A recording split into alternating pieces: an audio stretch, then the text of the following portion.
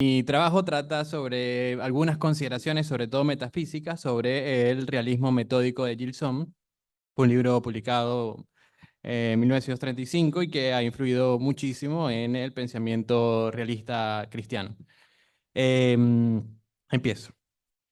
Tras la encíclica Aeternis Patris del Papa León XIII, la Iglesia se vuelca decididamente al pensamiento de Santo Tomás de Aquino como respuesta al idealismo, o mejor dicho, a los idealismos que surgieron con mayor vehemencia en Europa a finales del siglo XVIII y principios del XIX.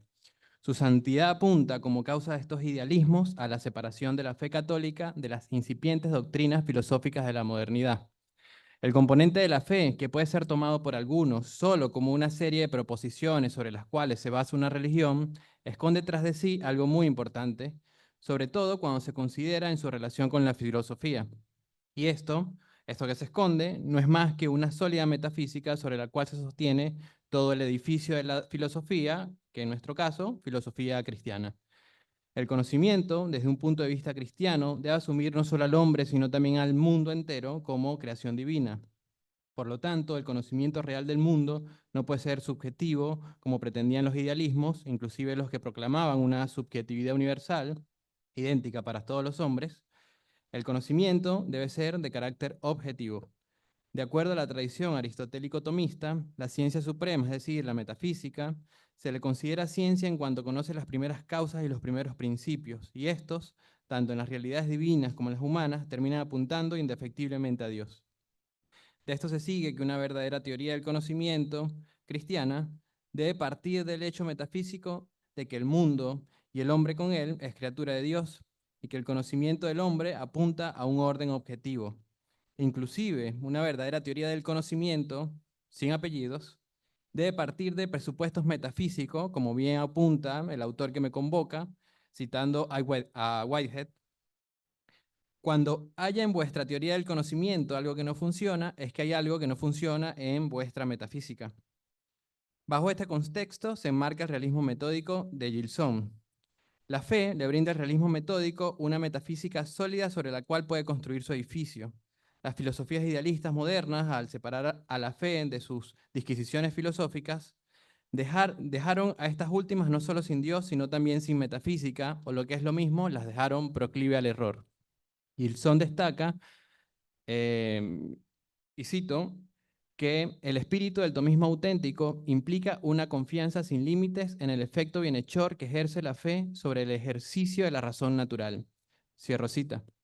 Para Gilson, el tema de la fe no es menor, puesto que considera que, aunque puedan existir progresos evidentes en el uso de la razón natural, cuando dice esto piensa también en Santo Tomás, sin la revelación, la razón jamás hubiera alcanzado verdades más profundas. En su libro Dios y la filosofía destaca que, luego de que Descartes, en su discurso del método, dijera no buscar otro conocimiento que el que hallase dentro de sí, se inició el cisma entre fe y filosofía. La razón de esto, apunta Gilson, fue la decisión tomada por Descartes de utilizar el método matemático para cuestiones metafísicas. Cito a Gilson, el matemático procede del pensamiento al ser. Cierro cita. Esta decisión no solo invirtió el método aristotélico y el medieval, influido por esta girita, sino que además resonó en los siglos subsecuentes hasta llegar a Kant, quien creyó haber sepultado definitivamente a la metafísica como ciencia. El problema del ser es fundamental en el realismo filosófico de Gilson. A partir de este, que es un problema, de más está decirlo, profundamente metafísico, se puede hablar de la existencia de las cosas, se puede hablar de conocimiento. Negar a la metafísica, como lo hizo Kant, no es solo dejar sin resolver el problema existencial, sino también, dentro del criticismo kantiano, negar la posibilidad de la existencia de la cosa en sí, a partir de la cual inicia el conocimiento. Esto lo dice Gilson y me parece que recoge aquí también parte de la crítica que se le hizo a Kant de parte de Jacobi, en la cual trataba de decir que Kant, para iniciar su teoría del conocimiento, necesitaba de la cosa en sí, pero una vez entraba dentro de su idealismo, la abandonaba y hacía como que no existía. Visto en abstracto, el problema de la fe parecía volverse una piedra de tranca dogmática en el pensamiento filosófico. La creatividad del filósofo al entrar en la modernidad se veía restringida por una serie de postulados que nada tenían que ver con la razón natural a la que aludía Descartes. Pero, como bien destaca Gilson, la fe, más que restringir, vino a ampliar el horizonte de los metafísicos. Tanto San Agustín como Santo Tomás son ejemplo de ello, pues llevados por la fe alcanzaron una profundidad metafísica. Para hablar en concreto, la metafísica cristiana y por ende la nociología cristiana son tales gracias a que Dios, dice Gilson, de una forma muy jocosa, se le apareció a Moisés y le dijo, ego sum qui sum. Este suceso en sí mismo, afirma Gilson, no tuvo ninguna relevancia filosófica en el momento, puesto que el genio judío era eminentemente religioso. Sin embargo, no fue hasta que la revelación religiosa estuvo en contacto con el pensamiento griego que este hecho tomó gran relevancia para el pensamiento filosófico. A partir de ese momento, cualquier pensador cristiano tenía que partir de la idea de que Dios es el que es, y ese yo soy sería desde entonces no solo el primer principio y causa suprema de todas las cosas, sino también de la filosofía. Gilson, con esto destaca que no es la razón natural la que llevó al pensamiento occidental a la cima de la teología natural, sino el hecho, si se quiere, fortuito, desde una óptica moderna, de la revelación religiosa. Este hecho fortuito asienta las bases de una filosofía cristiana existencialista, la cual a la pregunta ¿qué es el ser en cuanto ente? Responde, el ser es todo lo que eso existe. Esto constituye para Gilson el verdadero progreso de la filosofía cristiana tras entrar en contacto con la griega. El carácter existencial de la filosofía cristiana es lo esencial desde el punto de vista de Gilson de la metafísica cristiana y por consiguiente del realismo filosófico cristiano. Sin hacer foco en el ente, se estaría olvidando la condición de criaturidad del hombre y del mundo, por lo cual es fácil caer en subjetivismos trascendentales. Sin la noción de creación, incluso los antiguos, dice Gilson, cada vez que llegaban fruto de la razón natural a una entidad suprema, llámese el bien o el primer motor inmóvil, no podían deducir de esta la existencia como sí lo hicieron los filósofos cristianos a partir de la revelación. Y esto cito nuevamente a Gilson, nadie da lo que no tiene. Por eso, como el pensamiento supremo de Aristóteles no era el que es, no podía dar existencia, no podía dar existencia. De aquí que el mundo de Aristóteles no fuera un mundo creado. Sin embargo, vale la pena aclarar que si se hace una exégesis detallada de la metafísica aristotélica, como la que hiciera Santo Tomás, se puede encontrar cierta noción de creación en la filosofía de Aristóteles, para quien el mundo, aunque eterno, era el conjunto de cosas creadas. Voy a tratar de adelantarme un poco para no aburrirlos tanto. Em, eh, Quería destacar con esta primera parte la fundamentación metafísica del realismo metódico de Gilson, pero paradójicamente la otra parte que me parece muy importante y algo que usted mencionaba temprano, profesora, era el sentido común. Gilson apela, luego de construir luego de, perdón, de empezar con una sólida base metafísica, apela al sentido común. Paradójicamente, continúo, la posición realista de Gilson no quiere demostrar en cada momento su espíritu metafísico. La metafísica le sirve como fundamento, pero busca argumentos no metafísicos para defender su posición. Esto permite que alguien no versado en la ciencia de los primeros principios y las primeras causas pueda asumir una posición realista sin tener que hacer mayores esfuerzos intelectuales. Y Gilson se aprovecha de lo que llamó Husserl como la actitud natural del hombre para iniciar su vademecum del realista principiante. Allí dice que toda persona debe atender a que su actitud ante la vida cotidiana es una actitud realista y que aquellos que lo niegan lo hacen en plena faena de una representación teatral. El pecado del idealismo es ser víctima de su tiempo histórico.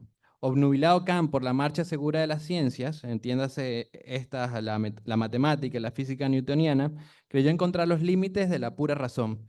Pero esta creencia tenía un presupuesto fundamental que la epistemología del siglo XX se encargó, sin ningún ánimo anticantiano, de desmentir: la apodicticidad del conocimiento científico. Lo que hacía que Kant enarbolara con mucho entusiasmo las banderas del conocimiento a priori era el famoso giro copernicano. Pareció más fácil ordenar el universo desde la mente de un hombre que hacerlo a partir de la experiencia sensible. Con esto, más allá del éxito cosechado por Copérnico y sin querer entrar en discusiones sobre el origen sensible de su conocimiento, Kant creyó que el conocimiento científico tal y como él lo concibió sería universal y necesario, o si se quiere, haciendo uso de categorías platónicas, sería eterno e inmutable. La cautela del siglo XX ante la ciencia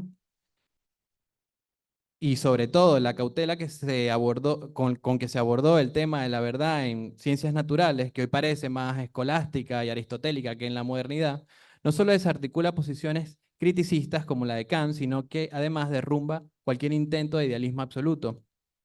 De esto Gilson se dio cuenta pronto y a partir de aquí construye uno de los argumentos más sólidos en contra del idealismo y su pretendida defensa de la ciencia a priori.